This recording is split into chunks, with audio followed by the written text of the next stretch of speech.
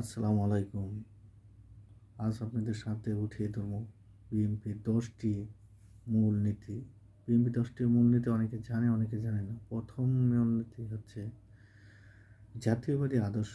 BNP Bangladeshi জাতীয়বাদের বিশ্বাস করে। দ্বিতীয় হচ্ছে গণতন্ত্র বিশ্বাসী।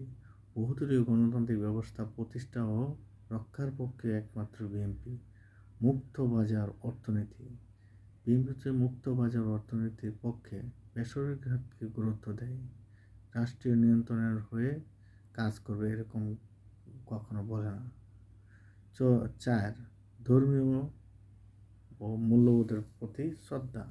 সকল ধর্মীয় নাগরিকের পক্ষে বিএনপি, যেটা অন্য দলের প্রতি নাই। সার্বভৌমত্ব ও স্বাধীনতার পক্ষে, জাতীয় স্বাধীনতা সার্বভৌম পক্ষে অগ্রাধিকার দেয় বিএনপি। গ্রাম ও কৃষি উন্নয়ন, কৃষি ও গ্রাম অর্থনীতি, খাদ্য নিরাপত্তার উপর জোর দেয় একমাত্র বিএনপি। আইনের শাসন প্রতিষ্ঠা, বিচার বিভাগের স্বাধীনতা ও আইনের পক্ষে। শক্তিশালী পররাষ্ট্র নীতি, আন্তর্জাতিক অঙ্গনে মর্যাদাপূর্ণ অবস্থান চায় একমাত্র বিএনপি। মানবাধিকার ও মত প্রকাশের স্বাধীনতা, মৌলিক ও মানবাধিকার প্রতি সমর্থন।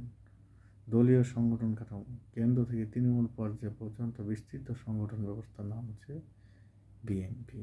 সবচেয়ে বড় কথা হচ্ছে গণতন্ত্র বিশ্বাসী এবং সকল ধর্মীয় মানুষের স্বাধীনতা বিশ্বাসী বিএনপি।